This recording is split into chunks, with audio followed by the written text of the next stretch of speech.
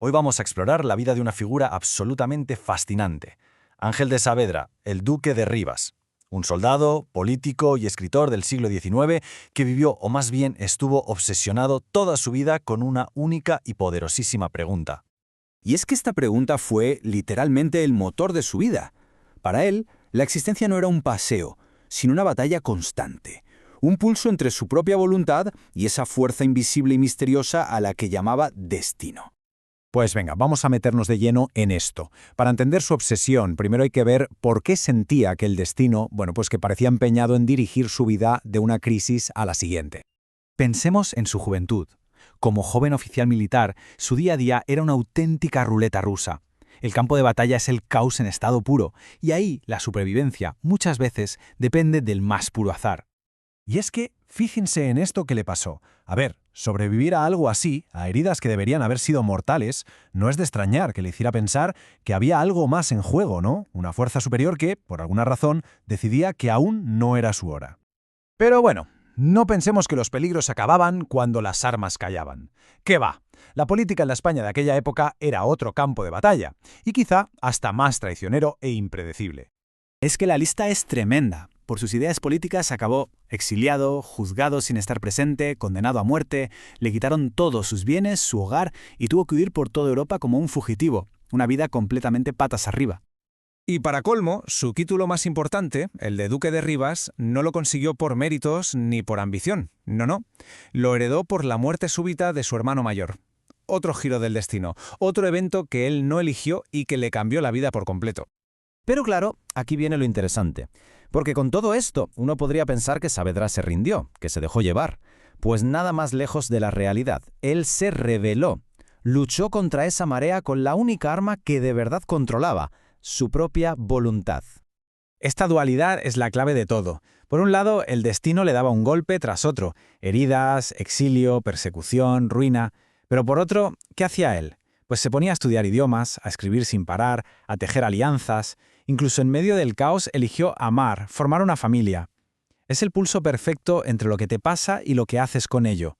Daba igual lo que le pasara, podía estar exiliado, sin un duro, con una sentencia de muerte sobre su cabeza. ¿Y él en qué pensaba? En la poesía, en leer, en crear. Esa pasión era su ancla, su forma de decir yo sigo aquí, yo decido.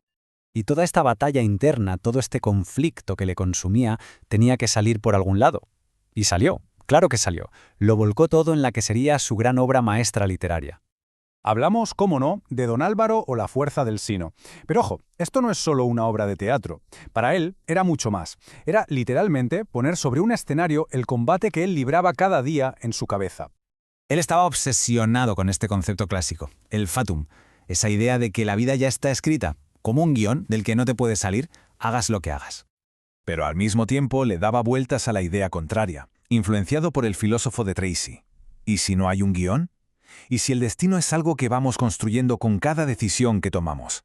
Como si al principio hubiera 1000 caminos posibles, y con cada elección vamos cerrando puertas hasta que solo queda uno, el nuestro. Y lo genial de Don Álvaro es que no da una respuesta clara. Te presenta a un héroe que intenta hacer lo correcto de verdad, pero es terrible, porque cada paso que da para intentar arreglar las cosas, cada decisión que toma, parece que solo sirve para apretar más el nudo de su trágico final. ¿Es mala suerte o son sus acciones las que le condenan? Esa es la gran pregunta. Al final de su vida, Saavedra nunca llegó a una conclusión definitiva, a una respuesta sencilla. Pero lo que sí entendió, y muy profundamente, fue la importancia de la propia lucha, de ese tira y afloja constante. Fíjense que años más tarde, el mismísimo Giuseppe Verdi quiso hacer una ópera con su obra, y le preguntó directamente, de artista a artista, «Oiga, ¿por qué esta obsesión con el destino?» Y esa pregunta, tan directa, fue como ponerle un espejo delante, obligándole a confesar que no era solo un tema literario, sino la obsesión de su vida. Esa pregunta de Verdi seguro que le recordó a otra, quizá más íntima, que le hizo un amigo tiempo atrás, cuando ya había recuperado su estatus y su dinero. Le preguntó algo tan simple como, «¿Y después de todo esto, Ángel, tú quién eres?» Y ahí es donde quizá encontró algo de paz. Se dio cuenta de que él no era solo el duque, ni el exiliado, ni el escritor. Era la suma de todo eso. Su identidad estaba precisamente en esa lucha, en ese diálogo sin fin entre lo que le tocó vivir y lo que eligió ser. Al final, la historia de Saavedra nos devuelve la pregunta con la que empezamos, pero ahora cargada con todo el peso de su experiencia. ¿Quién escribe la historia de una vida?